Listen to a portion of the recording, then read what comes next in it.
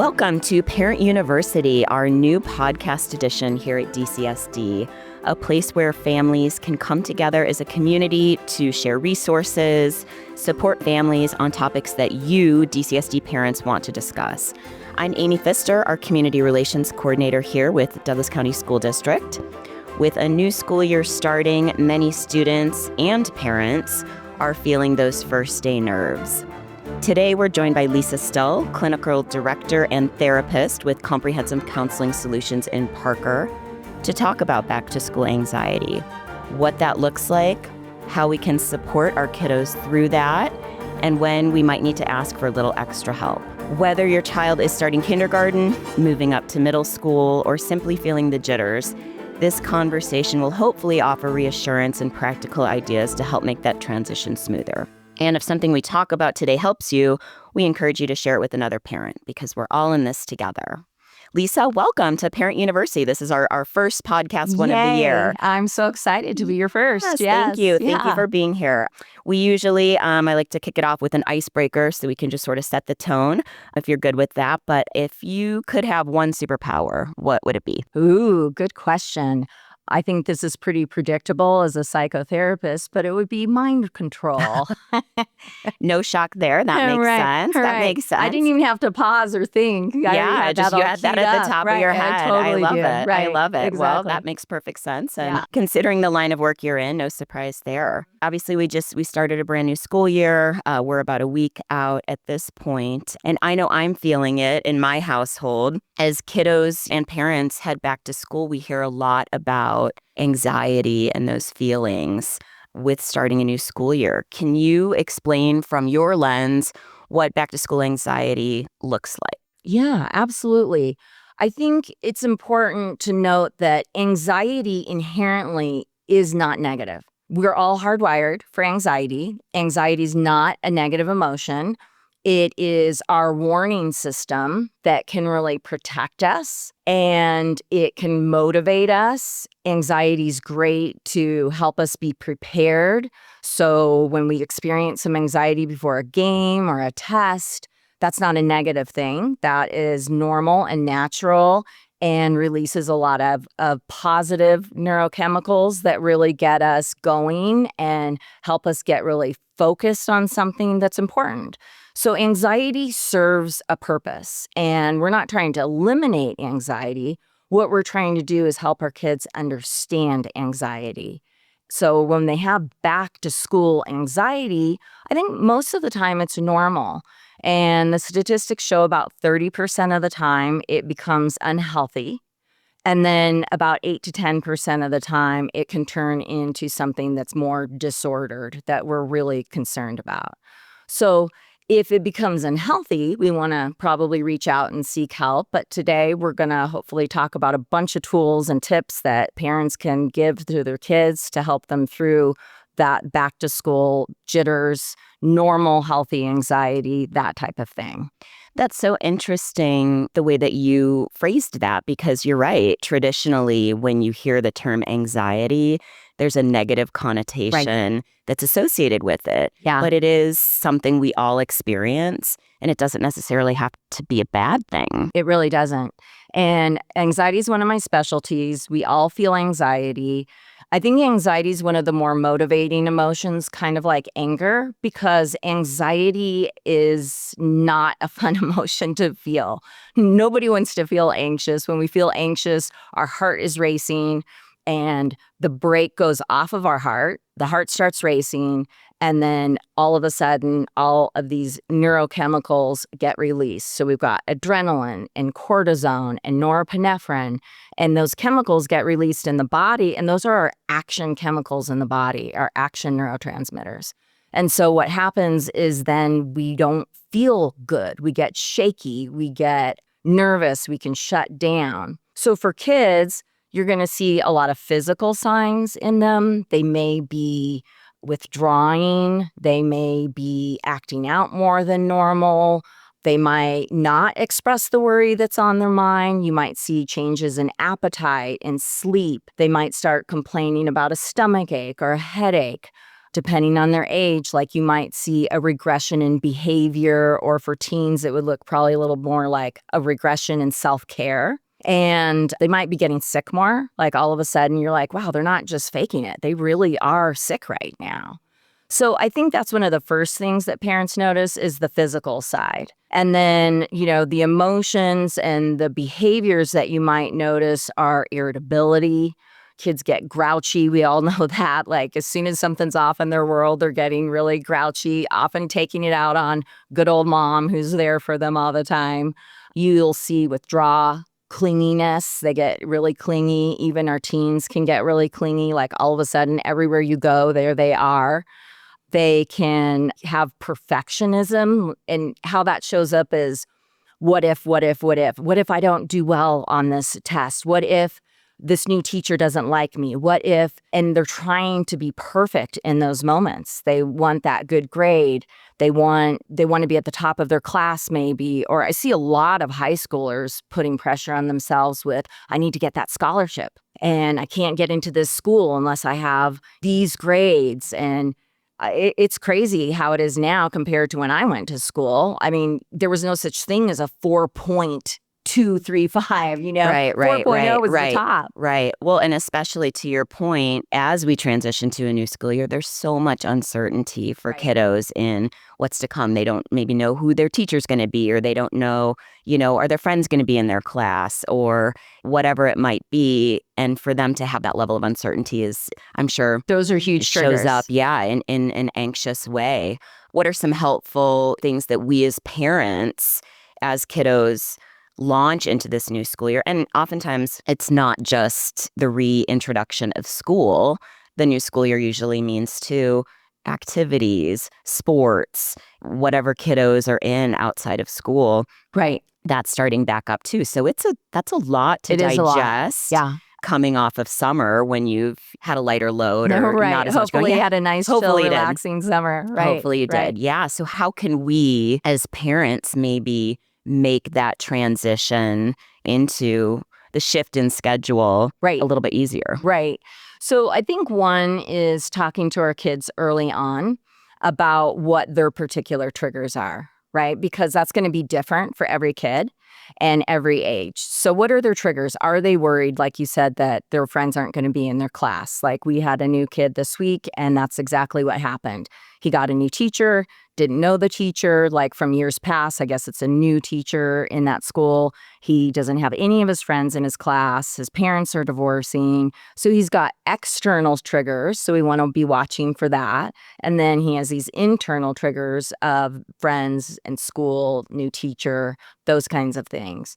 So is your kiddo more focused in on social? Is your kiddo more focused in on academia, like where they're going to be worried about their grades or not understanding a class, that sort of thing?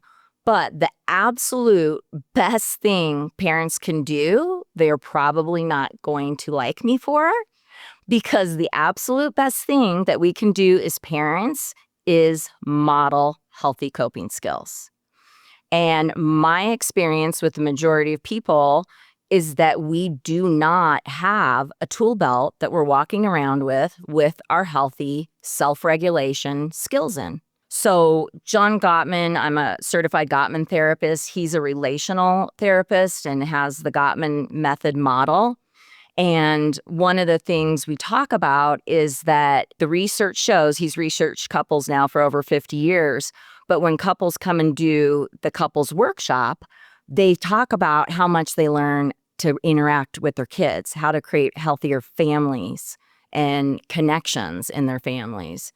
And the number one skill he says he would teach everybody is self-regulation. Number one. That makes sense. And just thinking about what you had said, it's a huge shift for kiddos to transition back to school. It's a huge shift for parents as well, because we're often juggling. The logistical planners of things, right? It's like we have to figure out the bus stop. We have to figure out pickup times, drop-off times, getting kiddos to and from, where they need to be when they need to be there. And getting I'm speaking up personally here at this point, but I found myself having anxiety and reactions to my kiddos transitioning back to school, and unintentionally that manifests itself and can come out in ways that maybe I don't want that to. So it's a really you're good already point. a step ahead because you have the self-awareness to recognize it. And most of us don't have that self-awareness. We're so caught up in the doing and the going of life that we kind of forget to pause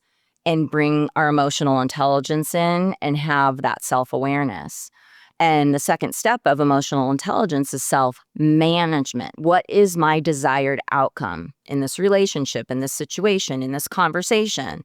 And so when we can start with what's our desired outcome, then we can choose a perception based on the outcome we want. Okay? Because in our brain, what happens is the perception of something, how we perceive going back to school as an example, right, is going to most likely be based on what that was like for us growing up.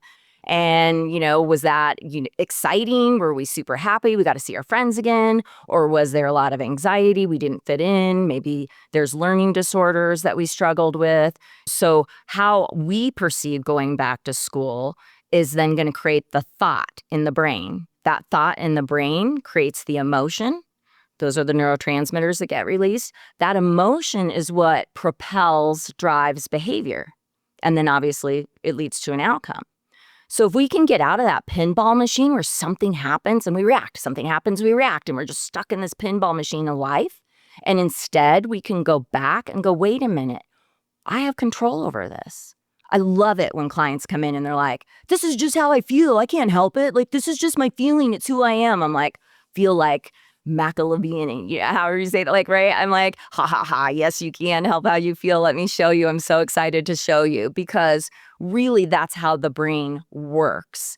So what we have control over is that perception. So when we can teach our kids that by role modeling it and helping them learn how to get online, right? They don't even really have, depending on the age, they barely have a prefrontal cortex to help them with regulation, to help them with rationalization. So we can be there for them in that context. And when we do that, then we're teaching them, hey, let's bring in some of these self-soothing skills like box breathing.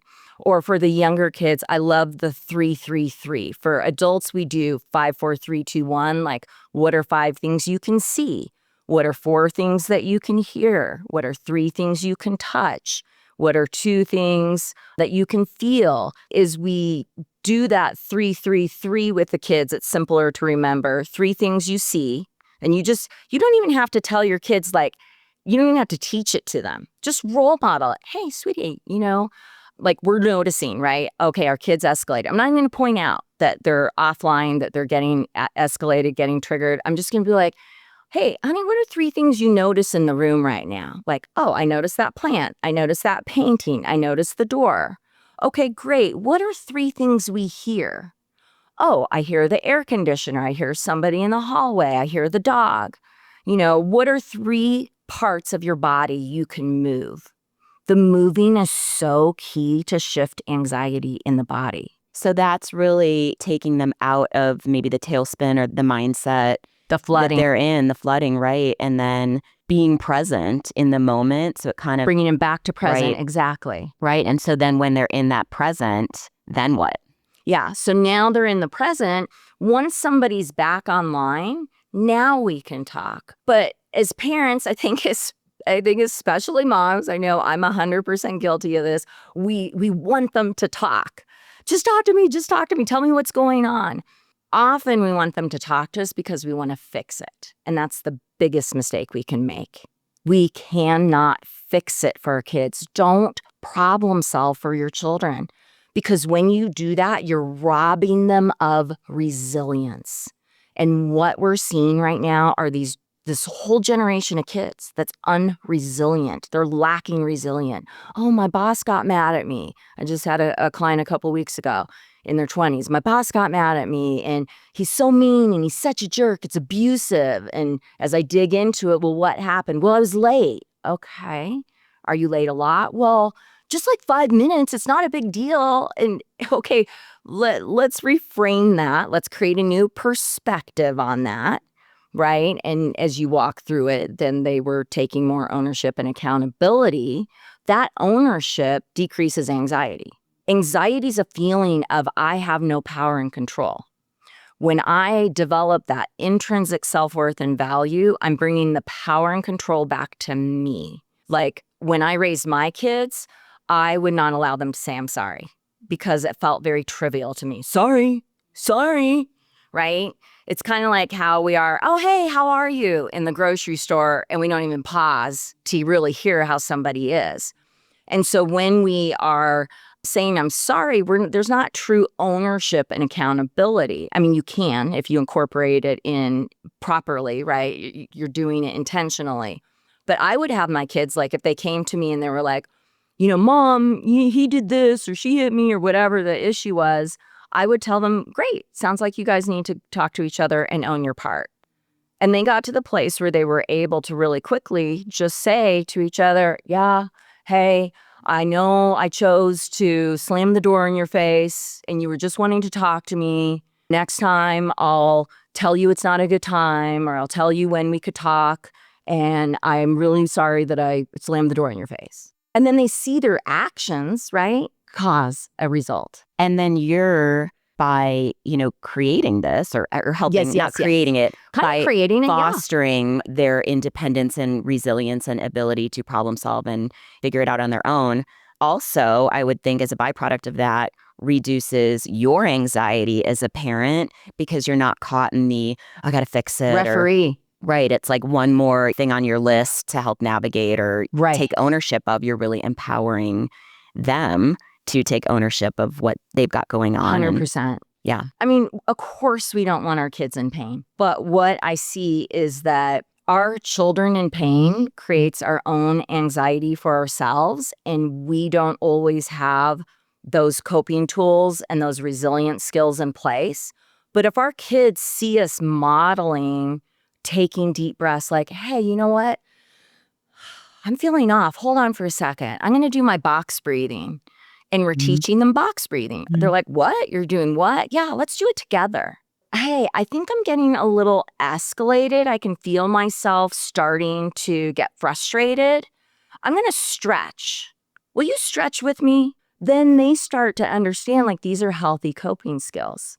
Animals, for those of us who have pets, it's really hard to stay escalated surrounded by fluff. Right? Like I'm always like, I have 2 cats and 2 dogs, and that fluff is really a wonderful coping skill. I'm always like, okay, where's my fluff? I can just sit here and relax. It's you practice the pause. That's what we call it in our house. That. It's just, That's you awesome. practice the pause because you need to, because if you get yourself in that cycle, I mean, eventually you reach a point where you can't. Right. Right, because now you're flooded. Right. And you don't even know what you're upset about. Right. In the first place. So, Exactly. Yeah. Because we've got kiddos and students 4 years old through 18. How do you practice or initiate some of these strategies for younger kiddos? Same thing. It works just the same. They can do box breathing. I teach little kindergartners, even pre-kindergarten, how to box breathe. I teach them that 3-3-3. Learning to get curious with our kids instead of furious. You said practice the pause. That's such a great little mantra. So is get curious, not furious. And when we're teaching our kids to get curious about themselves instead of furious with themselves, which is going to create anxiety, right? So then we're helping them learn to slow things down. Starting off conversations with validation, like, wow, I can see that you're feeling really frustrated right now.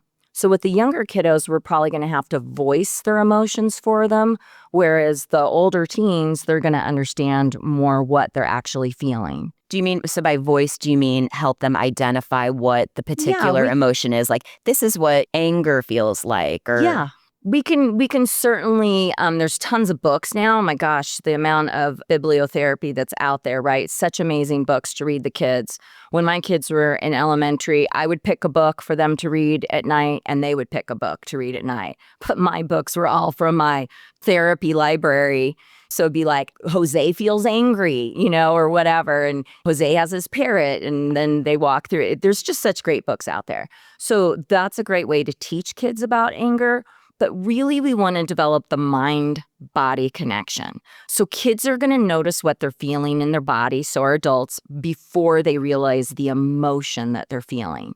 But if we can remember that every emotional feeling has a physical feeling that matches it. So when we keep that in mind, we might notice our kids' fists are clenched, or their jaws clenched, or their face is scrunched up, or my husband, his eyes, his eyebrows will get all scrunched up. And I told him, I'm like, if I see those 11s one more time, we're going to get Botox. Then you're not even going to be able to be frustrated. Not really, but it's a joke we have. And so helping the kiddos recognize that, hey, that this is called an empathetic guess. Hey, you seem like maybe you're feeling frustrated right now. I'm noticing that you are frustrated with the dog, or yelling at your sibling, or you pushed your homework off the table. And then really being able to validate it. I can see this is hard for you. This makes sense to me that you're feeling that way. The dog is whatever, jumping on you. Your sister won't leave you alone. It makes sense that you feel worried about your test tomorrow. So that validation, and then open-ended questions. Right? We all hear about that. But what do you ask your kids every day they come home from school? How was your day? And the answer is fine. Right. Good. Yeah. So we want to practice those open-ended questions and have rituals. Like, I love the high-low ritual. What was your high day? What was your low? Other great rituals are, what are you looking forward to tomorrow? Or what was the best part of your day? What was your biggest struggle? Kind of the same high-low concept. But those open-ended questions allow our kids to think and explore. And when we follow up with questions like, where do you feel that in your body? Wow, so your friends left you at the playground and you couldn't play. Or gosh, your friends took off for lunch and you were left at the school. That must have been really hard for you. Where did you feel that in your body? And then what did you do with that, right? What did you do? Did you stuff it all down? Probably. And then that's going to lead to anxiety or depression or anger. So it's really helping them to learn how to be congruent. This is the person I want to be. This is my desired outcome. So therefore, this is how I'm showing up. And that congruence keeps them intentional, even pre-K. They're already getting these concepts. Mm-hmm. I love that, because once you can identify a feeling and really how that feels in your body, then the next time you feel it, you know what that is. And as you have way more awareness. Right. And as you continue to grow and into adulthood, to be able to navigate those feelings and identify them earlier, that's amazing. It's huge. It's huge. So empowering. And then if we can reflect, right? Summarize, mirror, do not fix. Right. It's so hard for us to fix. Right. Do you know that we get a dopamine release when we fix a problem? Believe it.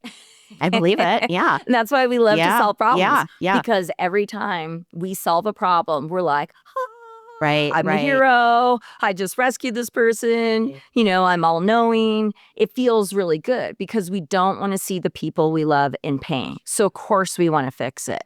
But every time you fix it, you're robbing your kiddo and you're actually creating more anxiety.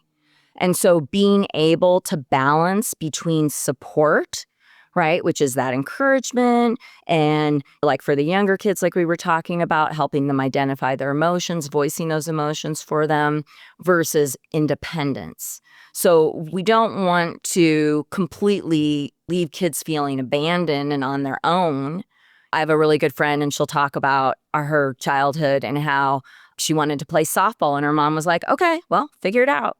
And she, and this is obviously pre-internet, pre-cell phones, right? She had to go to the school and ask the questions and fill out the paperwork and go get the check from her mom. And so that's probably a little too far on that side. But we also don't want to do it all for them. We want our kids to develop this intrinsic self-worth. And the intrinsic self-worth comes from containment. A child, an adult cannot feel safe and secure without containment. And so you can take containment really far, like United States of America, there's federal laws, state of Colorado, county of Douglas, city of Castle Rock, and then community, school, and then family. right? And those should be our most stringent guardrails where we have our rules, our expectations, our values, our beliefs. That's what makes our unique family ours. And kids get identity from that. It's huge. And so that intrinsic self-worth, now they know who they are. So like an example, I had an adolescent this summer, and we were specifically working on anxiety and peer pressure, feeling bullied, feeling a lot of peer pressure. And so we worked on things like, okay, so when you go to a party and your friends are drinking and you don't want to drink, who are you? So I helped, and we did some great exercises, and we really worked on who he is as an athlete first and foremost. That's how he sees himself. That's great. Wonderful. So when your friends are pressuring you to drink, wow, yeah, I'm not going to drink because I've got to get up really early tomorrow and what? Go to practice, train, go for a run. You're identifying who you are, and that's a resilience skill. Yeah, so helpful. Really, so helpful. really good for the kids. Absolutely. Because there are going to be kiddos who cannot get past the anxiety surrounding back to school. Right. Maybe they, for a variety of different reasons, at what point do you suggest reaching out to the teacher, the counselor, administrator, whatever it might be for extra support? So if it's not going away, so normal anxiety is going to, I always think about it like that brake comes off of your heart. Okay, this is our stress response cycle. And then our system goes into that fight, flight, freeze. And now they've added other things like fawn. But we go into that fight, flight, freeze. And we're panicked because our body is interpreting a threat. For most of us, when anxiety is healthy or normal, then we're saying, oh, there's no real threat. I just have a test. I'm just going to a game. And then the brake goes back on the heart and the system goes back to normal and we're okay. But if you have a kid who's stuck in that stress response cycle and they're not getting out of it and they're unable to self-regulate, okay, then we want to reach out for help. If they're having panic attacks, a panic attack is going to look like my adults always go to the ER. They think that they're having a heart attack. I've had several clients, like they literally get off planes in a gurney. And really what's happening is it's not a heart attack. It just feels like that. It's so scary. So there's a shortness of breath. Your heart is racing. You feel like you can't breathe. They're so flooded that you can tell that that person is not online at all. Like their prefrontal cortex completely gone. So if your kiddo's having panic attacks, anxiety attacks are the same thing, just a little less than a panic attack. But if they're having anxiety attacks or panic attacks, if they're nauseous, like a few years ago, it's been a while because I actually just heard from him and he graduated from college, which is really cool. But I had a high schooler and he would throw up every day. And so his mom, who was also very anxious, wouldn't take him to school. So if you have a ton of absenteeism or refusal or avoidance to go to school, you want to bring them in because they need to go to school, obviously. And they can, like that was a really severe anxiety case. Totally started going to school within a week. Like I said, just graduated from college. I was so excited. He just wanted to send me an email and just tell me. How cool is that? So parents really do need to partner with their kiddo's teacher. That's an opportunity where you would want to reach out and be like, hey, Absolutely. The teacher only knows what you share. Think of how many kids that teacher has to manage. And so if you can talk to the teacher and set up some sort of a plan, because then that teacher maybe knows like, okay, for this kid, it's social. For this kid, it's test-taking anxiety. For this kid, it's just internal academic pressure. Then they know how to support your child. Otherwise, they don't know. Right. And all resources. And they're there. That's what they want to do. Absolutely. And to have that streamlined process where everyone is on the same page and reinforcing the narrative is so helpful and really does set that kiddo up for success. And we have parents sign releases. And so we'll talk to the teachers. So we'll work directly with the teachers and they're always so grateful to know like, what can I do? And can you give me a little tip here? And then the other big red flag is, of course, self-harming behaviors. So if your child is self-harming in any way, if they're having any kind of suicidal thoughts, ideation, then we want to reach out for help immediately. And we want to make sure that even though most kids are going to say, I don't need help, I don't want to go, that's stupid, And when they come in, I always say, hey, give it 2 or 3 sessions. If you still feel like that, then okay. And they never do. They never do. Yesterday, I just had a couple and their daughter seeing one of my clinicians. I have an incredible team of just exceptionally gifted therapists who bring a lot of different unique qualities and backgrounds and specialties in. And she's seen one of my clinicians. And that's exactly what she was like, this is going to be stupid. I don't want to do it. And I said, 2 or 3 sessions. Just, can you do that for me? Give me 2 or 3. And so this Saturday is her 3rd. So I'm so happy, right? Because mom texted me and she's like, guess what? She asked who's taking her to therapy tomorrow. And I was like, woohoo, right? Success. So even if they don't want to go, that's where we can come in as parents and say, yep, nope, this is the guardrail. This is the containment. Mom, dad are going to go in and get help too. We're also going to learn. This is a learning experience for us all. So don't focus on it just being like you have a problem and you're going to go in and get help. And anytime our children are demonstrating any kind of red flag or just even off behaviors or emotions or cognitive, like racing thoughts, excessive worrying, it's a really good time to look at ourselves as adults, right? Like, what am I role modeling? What am I reflecting? Am I an anxious person inherently? Like, do I worry a lot? Am I struggling? And is my child picking up on those coping skills from me? And then how is my primary relationship? So if mom and dad are still together, that's awesome. But remember, kids hold the stress of the family. So our children hold the symptoms of the family, and then it might get targeted on school. It might get targeted on sports or friends or wherever their focus, their sibling, anger with their sibling, bullying, they might become bullies. But we want to look at like, okay, what could they be holding?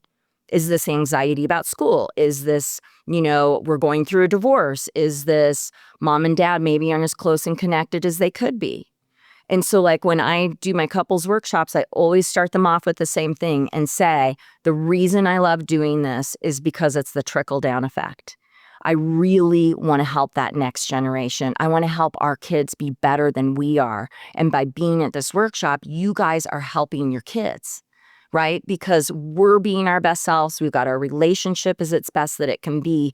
That's the safety and security that provides the containment. Now they can develop that intrinsic self-worth. Right. I think as parents, we always want to protect our kiddos from the pain we may have experienced as kids. And that's a healthy part of life, right? We wouldn't be who we are. That's right. It if we creates didn't resilience. Experience that pain. So yeah, speaking of resilience, one last question I wanted to ask you about resilience. What would be one piece of advice that you would give parents to help their kiddos more confident as they head back to school? I think just the concepts that we're talking about and reframing it in your mind with understanding like, okay, we're going to start with the desired outcome in mind, even in how we speak to our kids. So maybe you're talking about school. Well, what are you wanting this school year to be for you? What do you want it to look like socially?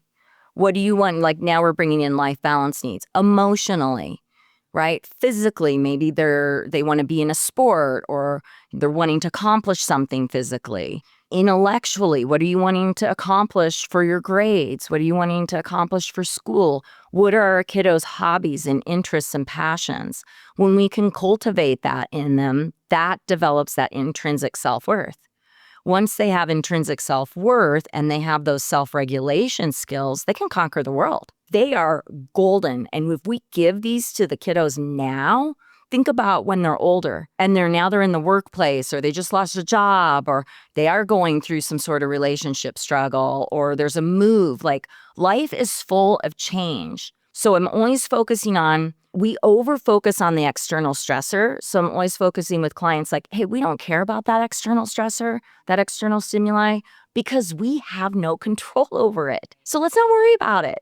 Let's instead look at what is it triggering in us? What is the worry, the hurt, the fear that it's triggering inside of us? And then that's where our power is. And when we teach the kids that, first of all, they're so much smarter than we are. So true. What was that show? Are you smarter than the fifth graders? Fifth grader, yeah, And exactly. it's like, no, Yeah, I am I'm not. I know. But they catch on to this so much faster than the adults do. We're ingrained in our comfort zone. We're ingrained in our rituals. Rituals, speaking of rituals, that's another great way. Like, what are our bedtime rituals with our kids? After school rituals with our kids, right? What are our connecting rituals like that high-low? What are dinner time rituals? Bill Doherty wrote a great book. It's called The Intentional Family. And it talked about how families that have dinner together without electronics and how much better their grades are and how much higher their SAT scores are. And so that intentional family, again, we're back to desired outcome. We're back to setting ourselves up for success through having rituals. We're mammals. Do you have a dog? 4. Okay, Yeah. you know. Isn't it? They know when it's dinner time, breakfast time. They know when you're just leaving the house or they're going for a walk. Like they have these rituals. We need rituals to feel safe and secure. So those routines with our kids that are predictable, where they know what's going to happen every day, and even setting them up, like you asked earlier, what are things that we can do ahead of time? And school's already started, but being able to set them up ahead of time by walking them through the school, meeting the teacher, talking to friends ahead of time, who's got which teacher, transitioning their bedtimes, even the teens, this is super important, so that they're on that school schedule way ahead of time. It's huge. It is. Well, it's absolutely. We all like our schedule and our routine, right? It's like you crave the routine, especially this time of year, which is hard as we all shift into a new routine. But there are actionable ways, no matter how busy your family is, your kiddos are, whatever, you can probably identify one opportunity a day, whether that's you're eating dinner in the car on your way to a practice. There's still time and opportunity to Cars are foster a great routine. place. They're such because they're trapped. They can't get out. I know. And it's so easy to turn something on and, use that time for us to zone out and calm our own brains. But if we can use that as connection time, walks, natural connection times, you're going to get so much more out of your kids than us pressuring them on our schedule, right? Like, hey, sit down, come and talk to me. Right. How's your day? Yeah. How's your day? Yeah. Fine. Yeah. I don't, Mom, come on, I want to go, whatever. And so catching them when they're in their own element, going on walks together as a family every night, that's a great ritual. When my kids would fight, I used to have them take the dog for a walk, and they couldn't come back until they had 3 nice things to say about each other. Love that. What that turned into as teenagers was they'd take the dog down the driveway, turn around and come back, and then they'd have their 3 nice things to say. So it only works to a certain point, right? I love it, but I bet they'll remember that, They do. and then they they'll still talk implement about that. it. Yeah, exactly. So those are so important. I think you're right. Those family rituals, to have those, because kiddos remember. They do remember. They remember. And it's so hard. Being a parent is so hard. I just want to throw out that empathy and compassion. We're all in this together. I feel like when I became a parent, I was actually prepared. I was teaching like 3 different types of parenting classes. I think I read every parenting book there was at that time. And I can still tell you 20 million ways I screwed up. I mean, there's just no perfect manual, because really we're all isn't. different and we're all doing the best that we can. So this is so amazing. Thank you so much for joining us today, for sharing these helpful insights. I also want to mention Lisa and her team are hosting a back to school anxiety seminar that we're going to link in the notes of this podcast. And you have continuing educational seminar opportunities located in Parker here in Douglas County, which is fantastic. You've been helping the Parker community for over 20 years, which is so very ingrained there. And we're just so grateful to you for being here and kicking off our first Parent University podcast. Again, just to reiterate, back to school anxiety, it sounds like we heard it here today, is very common. And with the right tools, parents can definitely help their kiddos feel supported and confident. So if you found this conversation to be helpful, which we hope you did, we'd love for you to share it with another parent, grandparent, or neighbors, because, like Lisa said, when families and parents support each other, our whole community grows stronger. And if you have any questions or topics you'd like to explore in future episodes, please reach out to us as we'd love to hear from you.